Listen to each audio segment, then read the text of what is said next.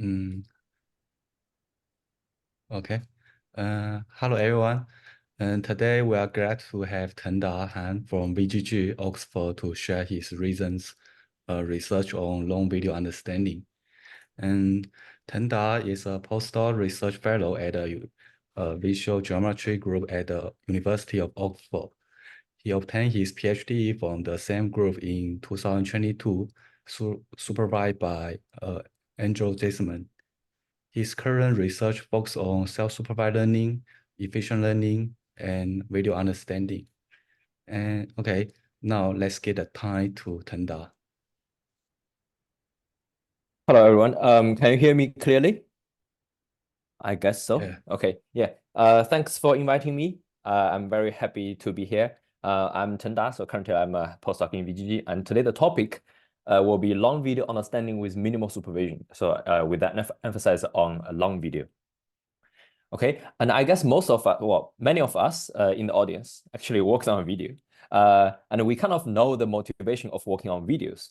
So first, there are abundant amount of video data from the internet. The most amount, the most amount of information stored on the internet is actually in the form of videos rather than text. And there's a statistic saying that on YouTube, every single day there are more than 82 years of videos uploaded. And the second, videos are a great source for computer vision. So it's certainly more than static images. Like it has naturally it has multimodality data, including motion, audio, text, etc. And also from the time axis, it contains rich information that currently the current computer vision system has not done very well, like reasoning, planning, decision making, storylines, etc. So today I will be talking about two main types of long video. One is on the left, so this is a like kind of natural instructional video, like the YouTube form. On the right, it's movies. So movies are also a very challenging problem in a long video understanding. Okay, and let's get started. The first work I will be talking about is a temporal alignment network for long-term video.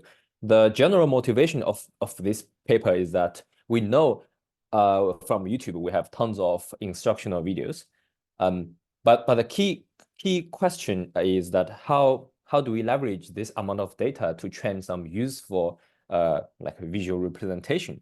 Because as we all know, this natural videos has like a large amount of noise. So this is essentially a paper that exploring how to reduce the noise and make this data useful again for video representation learning. And it's a joint work with Shanghai Jiao Tong University and VGG. So let's get motivated by just watching a short clip of long-term video from the internet. So we should keep in mind of this caption. So I've shown the caption on the screen and also the action that the demonstrator is doing. Plum tomatoes. Lay the tomatoes on the tray. And these go into the oven for about 90 minutes. If you turn the oven down really low, you can leave them in overnight. To be honest, the longer you leave them, the better they taste. Once you've seasoned them with salt, sprinkle over with some sugar. And the salt and sugar combined speeds up the drying process because you want that nice chewy texture. Okay. Yeah, so from this clip, we can kind of feel that there are some moments where when the instructor is explaining something, but he has done the action before, or he will be doing that action in a few seconds. So essentially the narration of the long video, this instructional video, and the visual contents, they are not temporally aligned naturally. And the second point we notice is that it's very common that the instructor will say something that totally irrelevant to the visual content, like hello, please, like welcome to my channel or something like that, or sometimes explaining like the reasoning or explaining some like non-visual thing in the video. And how do we make use of such a like a video data to train our video representation? That's a key problem. Okay, so the common issue, the one is the temporal. So the time-wise, they do not align necessarily. Demonstrator may explain the action before or after performing it. And second, the textual description sometimes, and also the text description sometimes do not follow the exact same order as the visual content. And the third is sometimes it's not relevant at all. And the objective of this paper is that we want to have this automatic system that has two functionalities. One is it should be able to determine whether the texts are visually alignable or not. So if it's necessary to do this alignment. And the second, if this text is visually alignable, the model should kind of automatically determine the corresponding video timestamp. If these two steps are achieved automatically by the system, we are able to clean this natural instructional video and make a paired visual and textual data for representation learning. So that's the end goal of this paper.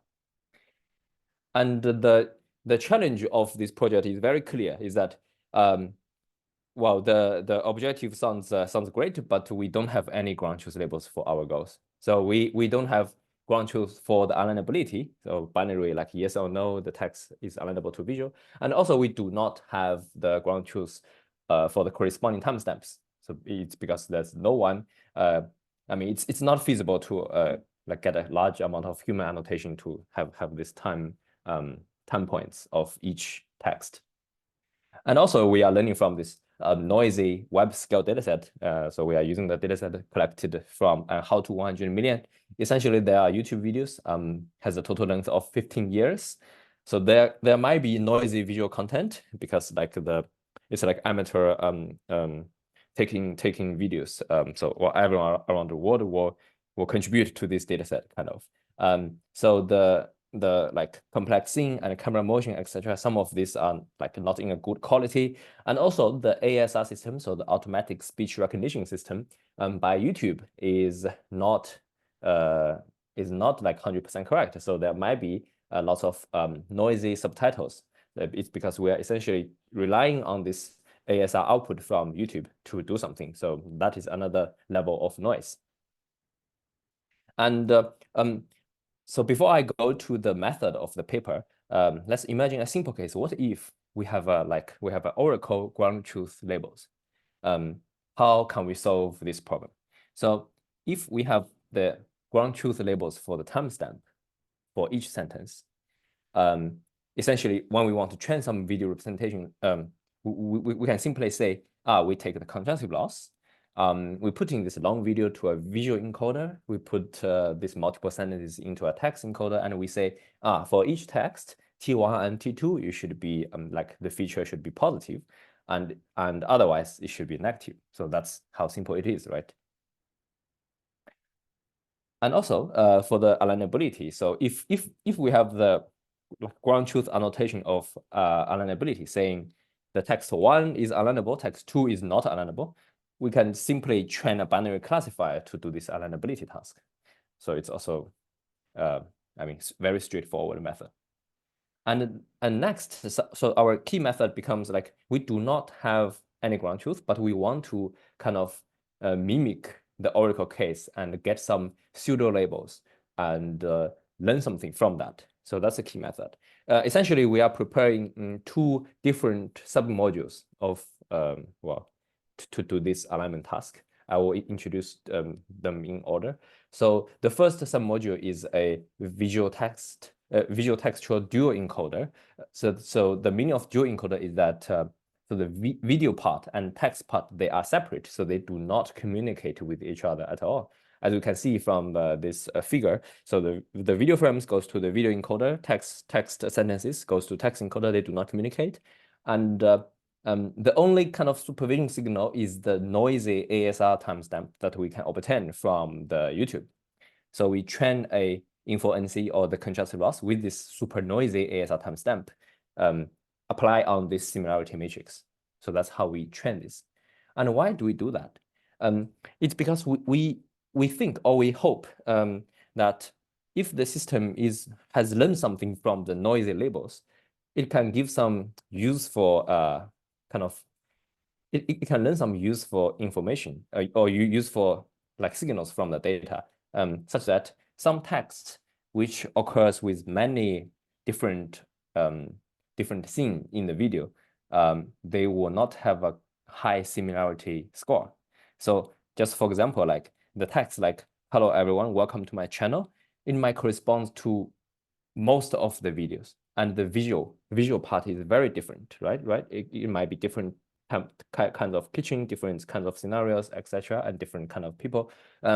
So the text visual similarity, if these two encoders do not communicate with each other, we just compute a dot product, and the similarity will not be naturally high if we learn from these noisy ASR timestamps.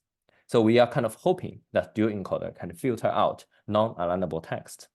So that's our hope. I will show some real results later. And that's the architecture detail. Essentially, two visual and textual encoder, they do not communicate, so they are separate. They're separate, like two different. Well, one is a transformer, the other is an MLP.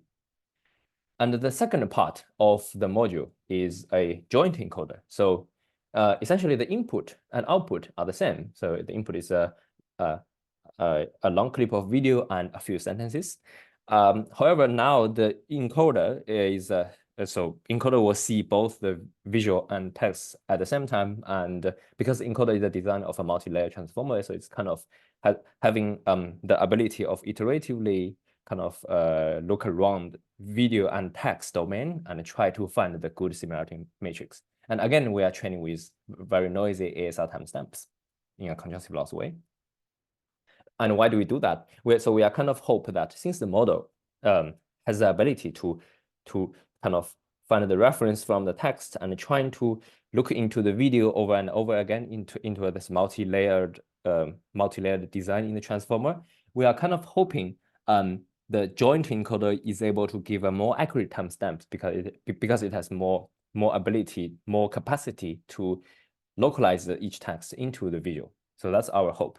And I will show some results soon. So this is the architecture in detail again. So it's a joint encoder. So essentially it takes in both the visual and text feature together into a long transformer and do something and compute the similarity matrix. And now on the bottom left side of the figure, I'm kind of showing two heat maps from the joint encoder and dual encoder separately. So we can start with the dual encoder. We can see some of the text, they have a very dark color. So in each of the matrix on y-axis is a index of sentences. On the other axis, it's a time axis. Okay, and we can see that there are two of the sentences. They have a very low similarity score across this entire long video, and we checked them. It's essentially these sentences it speeds up the drying process because you want a nice chewy texture, something like that. So basically, dual encoder is kind of able to assign a low score for this kind of non-alignable text, and also we can see from the joint encoder that the second and third sentences, they have a kind of a clear or sharper kind of highlight region compared to the dual encoder. That's kind of matched our hypothesis that maybe joint encoder is able to find a more suitable alignment because it has more capacity to look over the video again and again. And how do we get this pseudo label to do something useful?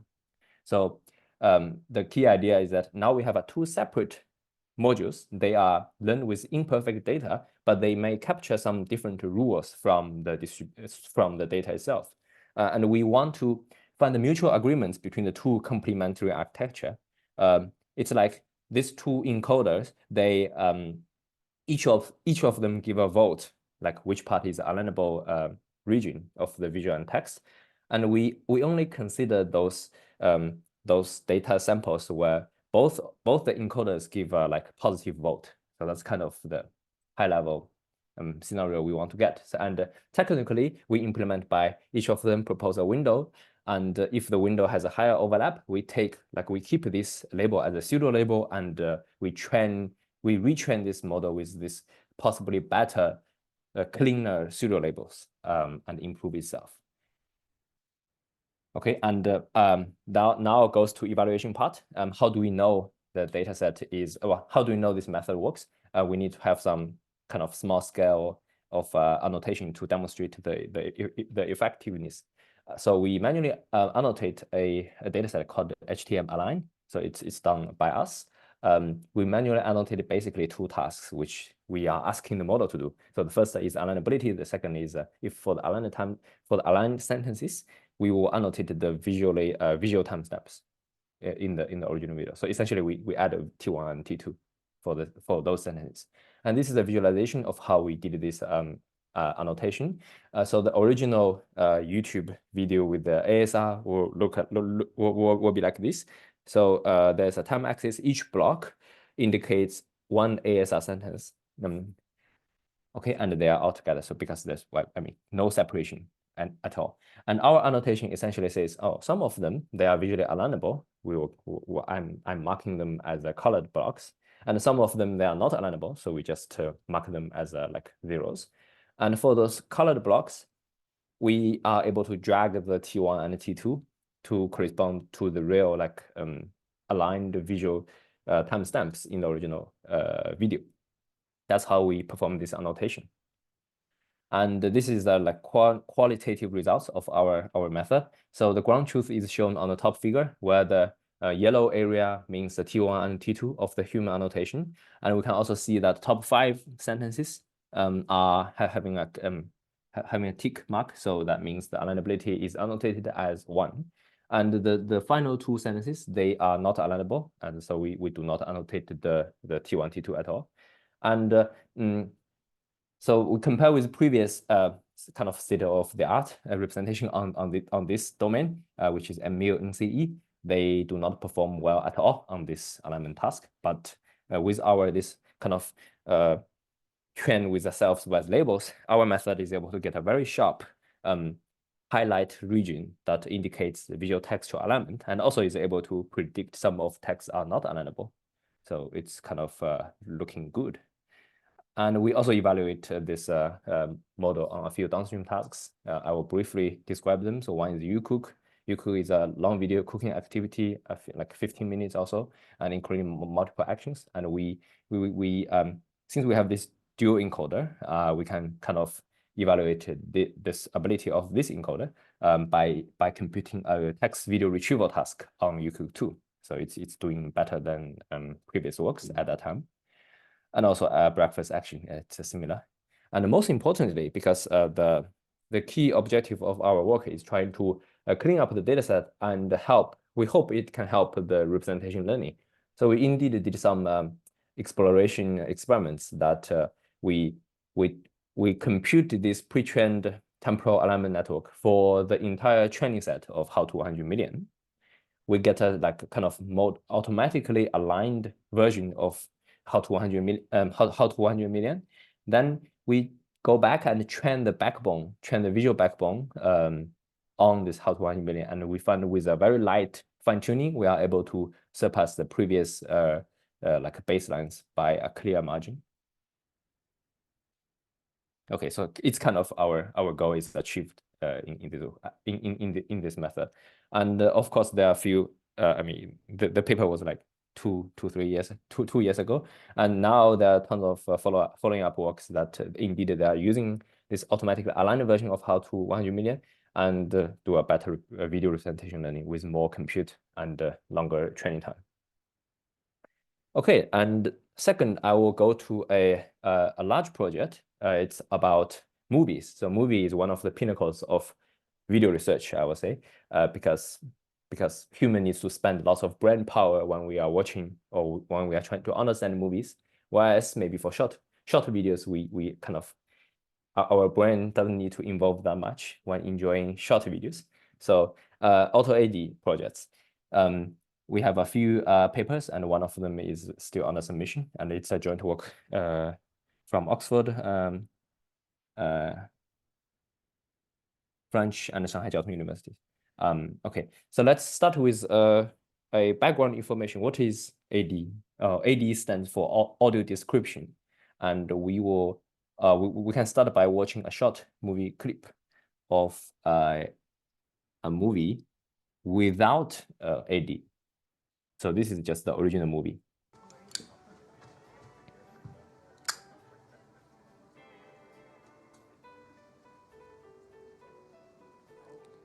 I buy you a drink? Yeah, I'd love one. Okay. And next, I'm going to play the same movie, but with the audio description. And you can feel the difference. A man approaches, toying with a lighter. She turns her head and finds Jack standing beside her. I buy you a drink? Okay. So as we feel that this AD is something that like annotators will add this their voice on top of the original movie to like kind of describe the visual elements in the movie, and we find it's a great data set, or not, it's not necessarily data set. We find it's a great task to work on, because if we have this automatic system that takes movie as input, output this AD, it kind of requires advanced movie understanding abilities like long-term, multimodal, and also fine-grained visual recognition. And more importantly, the original purpose of audio description is developed for blind people. So there are some volunteer maintained website called Audio Vault. They essentially they have like volunteers upload their MP3 files with this audio description and overlay on top of the popular movies, and the tons of blind people that actually benefits from this service. So that's a great social impact of this project. If we are able to make this automatic system that does high quality, like close to human level audio description, we are able to benefit tons of visually impaired. Okay. And I will introduce, also I will put 3 papers together and introduce a few highlights in the method. So in the first paper, that essentially we are solving the problem in a like prompt tuning GPT way. So so as I explained before, the goal of our work is that movie as input and the text as output. Because the final step of text to speech is kind of already solved, we can just call an API and get the audio. I mean, get the speech out, right? And add top of the audio. So the task is essentially from the movie input and to text output. And when talking about text output, we will naturally use a pre-trained GPT model. So I'm actually using GPT-2 for this version. So the idea is that we are doing kind of a video caption task, but it's in a different domain. So we put all kind of conditional information as the prompts to this frozen GPT and let it learn by itself. So a few conditional information we include are like the visual, of course, the visual frames, and AD content. So that's what happened in the past, and also the subtitles, so the dialogues or like what they are speaking in this movie. Okay, and the challenge of this project is very clear. So as I explained that there are tons of web videos available. There are 82 years of them every single day. But when we go to movie domain, there are only about 3.2 hours of movies every day. It's calculated from IMDb. So there's a dramatic drop in the amount of pixel data we can get, right? And moreover, for this particular kind of AD task, we need a kind of complete movie data. So why we call it complete is because we essentially want everything of this movie, including the visual, the dialogues, and also the description that provided by these kind volunteers. We have to get all of them together to get, this is one of my movie that I can use, right? So this is a tiny bit of amount of data that we can use. How do we overcome this lack of data scenario? So we think we go from a very kind of practical perspective that since we have limited data that in the movie domain or in this complete movie data form, but we have tons of other data that might not have some part of the information, but still useful for our training. So for example, we have a paired visual textual data, like conceptual capping 3 million web vid. So essentially the paired text, short text and a short video or a frame. And also we have a movie AD data. So essentially this data are downloaded from this audio website, which we might not be able to find the original movie itself, but we have this MP3 file. So MP3 file means we can get the text out of it. So that's also the like pure text only data, but without any visual information. And we are thinking maybe we are able to use this data for kind of pre-training. So how do we do that? We can perform visual only pre-training by using like web vid or conceptual capping 3 million by just kind of deactivating the some of the conditions or some of the prompts of the GPT-2. So we train the rest of the system and do like pre-train. And for the text-only data, we are also able to like deactivate the visual part and put in the text part. So essentially the model gets more familiar with the movie domain and learns to like tell the story or tell something that happens next. Then finally, we do a pre-training with this small amount of complete movie data to solve our task.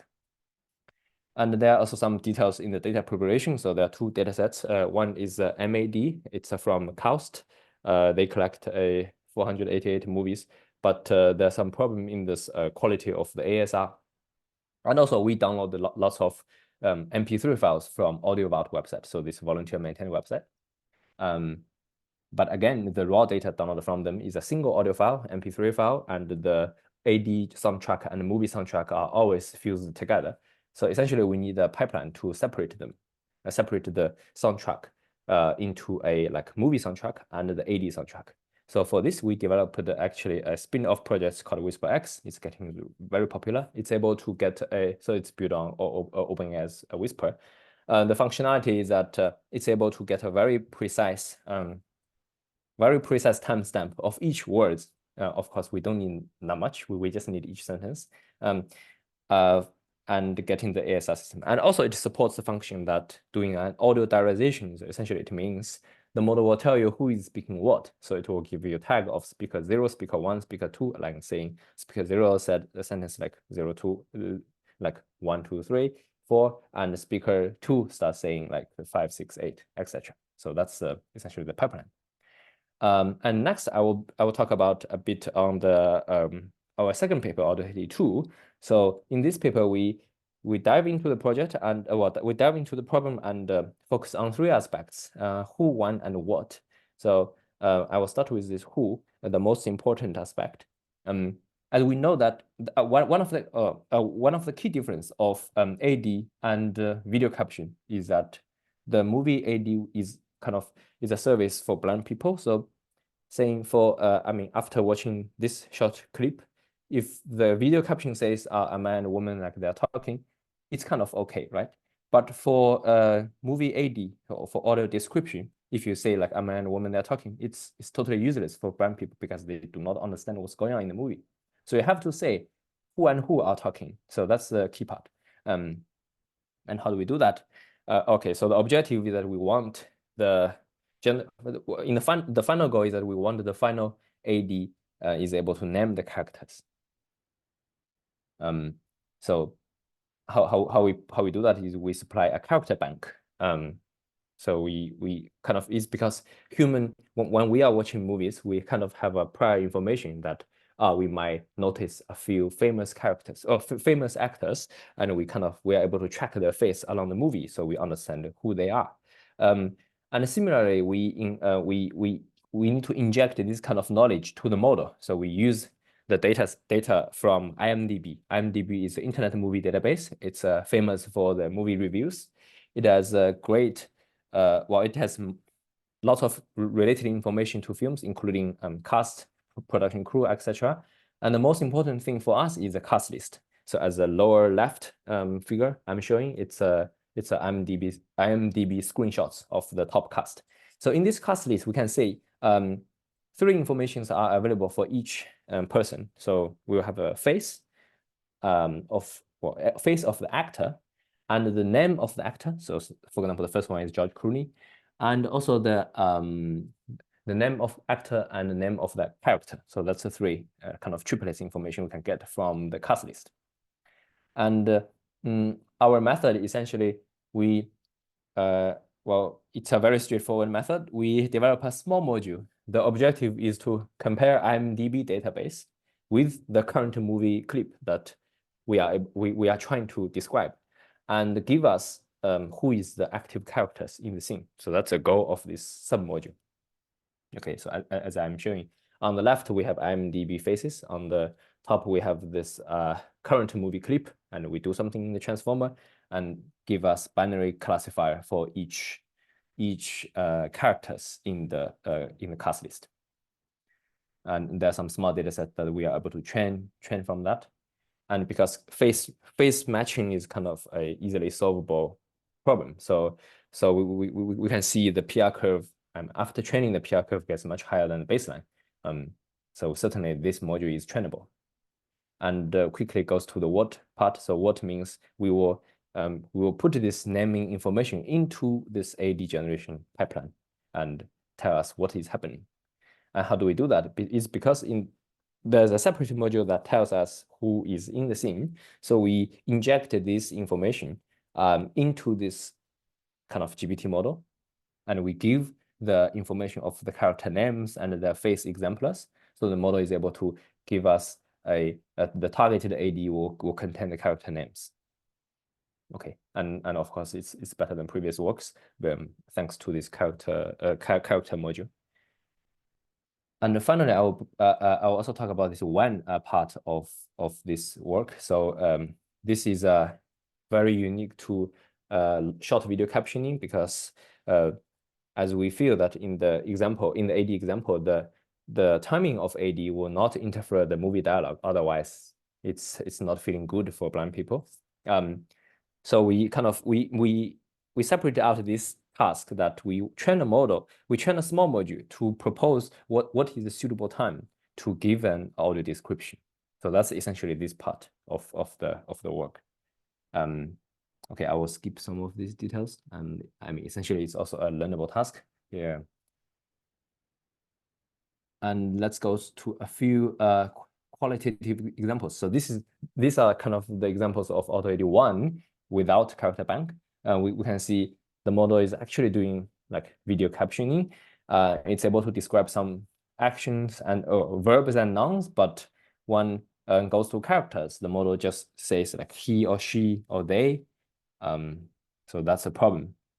And with character bank, the model is able to name the characters correctly, because there's a separate character recognition module that injecting the character information to the system. And also it kind of helps a multi-person scenario, because kind of the character recognition module take some of the capacity of the naming part, and the rest of the module do not need to handle that many complexity. Okay, and the major challenges of AD1 and 2 is that at the end of AD2 we were kind of frustrated because actually we don't have any pixel data at all throughout this pipeline, because the previous work MAD, they only provide visual features. So it's a clip VITB 32 features, and because it's features, it's also quite hard to do visualization, and sometimes we are even not sure if this movie feature is well aligned to the language description. So that's very frustrating. And also, previous works has a bad evaluation metric. Typical captioning metrics like CIDR, METRA, etc. They are based on word error rate.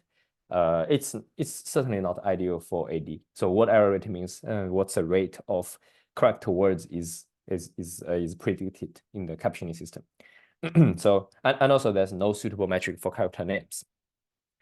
So next, I'm talking about the AutoAD3 paper that's still under submission. We did 3 main contributions in this paper. We proposed 2 movie datasets with pixels that everyone can use.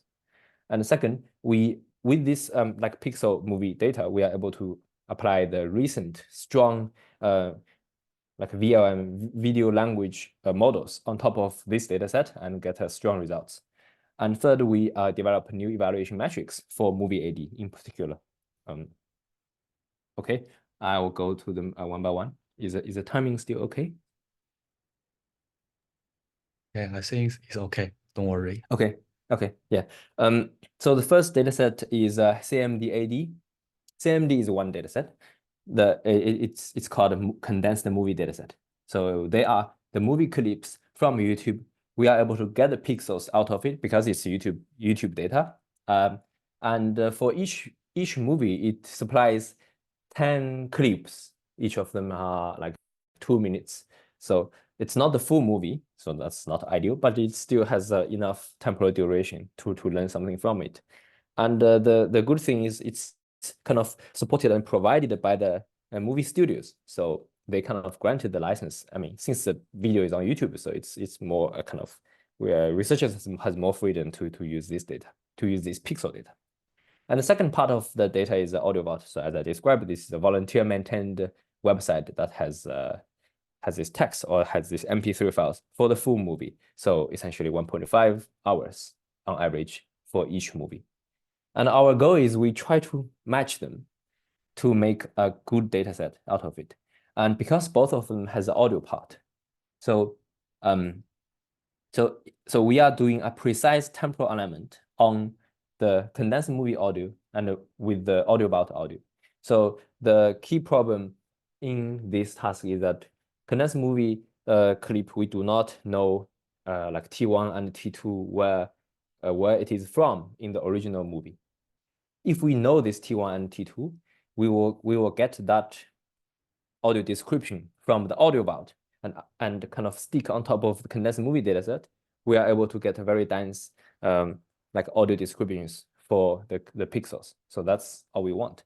And we do this by audio alignment. And as I see that two axes, one is the axis on audio vault, the other one is the axis on x-axis is time on audio vault, y-axis is the time on CMD, and if they are perfect, we should see like y equals x plus something, right?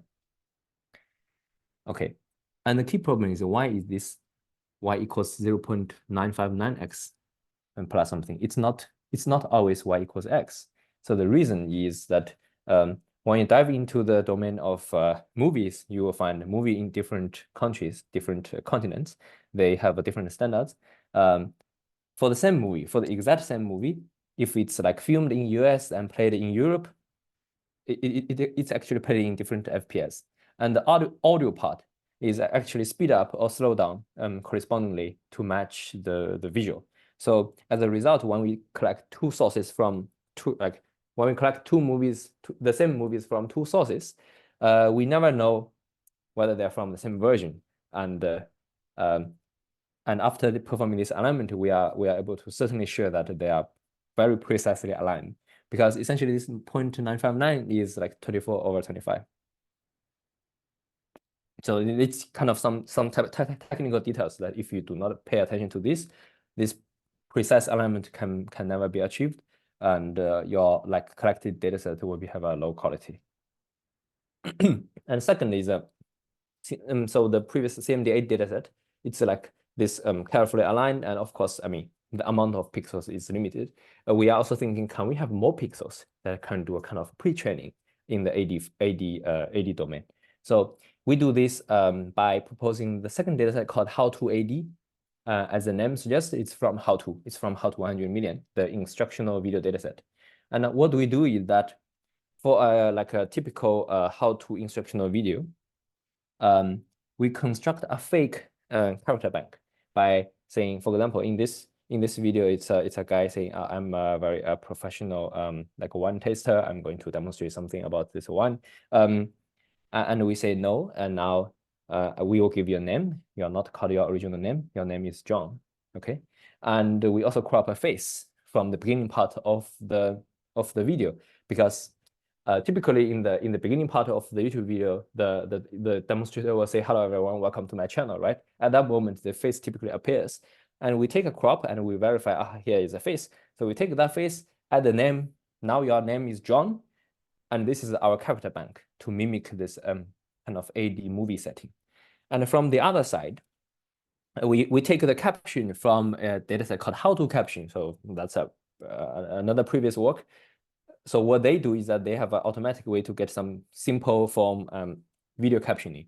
But we can find these subjects is like a man is pouring wine and he takes something. So what we modified is that since now your name is John, we will replace all these subjects of the sentence into John. So now the caption becomes John is pouring wine into a glass. John takes a sniff of the wine. And the combination of character bank and this new like modified caption becomes the dataset of How to AD, because it's kind of closer to the movie AD dataset. Okay, and since these pixel data are available, we are able to use advanced VLMs like Video Blip 2 and Video Llama 2. So we tried both of them and get quite strong results. on the same on the kind of the same task, and it's only possible with pixels because these advanced VLMs, they require kind of pixel input and compute a dense visual features, which saving pre-extracting these dense visual features is more expensive than saving the original video MP4 files. So it's I mean, we have to get pixels to get this done. Otherwise, we are limited by the quality of the visual representation. Okay, and this is the architecture. So there's nothing new. It's just kind of, we have a blip tool as a bridge between visual and text, and we put everything into prompts. So the prompts is a multimodal prompts.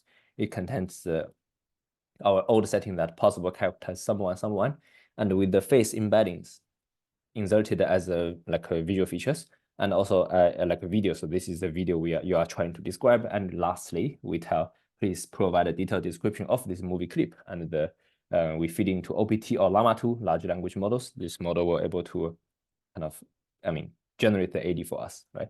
And we tune this by freezing most of the components, only training some like shallow video projector or image projector or this Q format. So the training can be done in one single GPU. And next, I will introduce two new metrics that we developed for this AD task. The first is called critic. It's a co-referencing in text for identifying characters. So we want this module to tell us that how well is the predicted text referring characters. Okay, so, and in NLP domain, there's a common task called co-referencing. Essentially, co-referencing means like for the pronouns in the sentence, like he, she, or they, or it, or his, this module or this task, the objective is to, for each pronouns, it will assign its original source, like who is this he in this sentence. So that's a task. And we use this pipeline to process this both the reference text and the prediction text by like prepending the cast list at the beginning of the long paragraph. Then we start like, I mean, it's a like list of sentences. Then we do this co-referencing. And the output of co-referencing is that for each sentence, it's able to tell us like who is the like the person cluster in this sentence. And our metric is essentially compare person clusters with person clusters. So in the prediction, we check how many like this person clusters in the reference is mentioned in the prediction. So that's how we define this critic metric. It's essentially a recall. And the second metric is we developed this LLM AD eval. So it's inspired by many previous works that recently people using language APIs to do this like captioning evaluation, which makes more sense. So essentially, we give a prompt to the GPT 3.5 Turbo model and saying now you are evaluating like movie audio description quality following I mean, there are a few criteria you have to assess, and we give you the correct or the reference AD and also the predicted AD. Give me a score between 0 to 5. 5 means good, 0 means bad. And the model will tell you, oh, this is 4. And we do this for every single sentence, and we get an average score. So that's how we did this AD eval. And in terms of results, so our recent this new method. So we did experiments on two datasets, one CMD AD eval and MAD eval. MAD eval is the old one that only has features. So we compare the results. The new results are much better than Auto AD 1 and 2, and also the critic and metric and AD eval also shows promising results. And more interestingly, recently, so last month, a few weeks ago, essentially, Microsoft has launched a few works that they evaluate the GPT-4V ability on movie domain. So luckily, they have some kind of quantitative evaluation on MAD eval that we can compare with. It's very exciting for us that we know so actually like strong like general models like GPT-4V is still not able to do this movie captioning or movie audio description task very well because I think it's still necessary to have some specialized model for this domain. So it's good for us, and also it's good for everyone that we are telling everyone that this area is not solved by GPT-4V. and there's still some chance to do research. Okay, and I will finish with the qualitative examples of all the 83. So we will watch a movie clip, and we are already adding ADs in the audio form on top of the movie, and we will see the subtitles as a movie title and a ground truth text and 2 lines and a prediction text. Greg closes his eyes and folds his hands. Oh, dear God. Greg's eyes widen. Sienna grabs the IV and pulls it out of the wall. Valletta grabs the book. The nurse rushes over to her. Max looks at the candles. I wish that for only one day Dad couldn't tell a lie. The candles on the cake flicker and go out. The car is covered in smoke. The car is lowered into a pit. She runs down the steps and out onto the street. He lands on his back and rolls over. She home alone to me. Are these micro? He turns to the crowd. Move. The protesters run. The bunnies dance. Oh my gosh, look at her butt. Oh my gosh, look at her. Okay, that's it. That's Great. Yeah, that's the end of the talk. Thank you.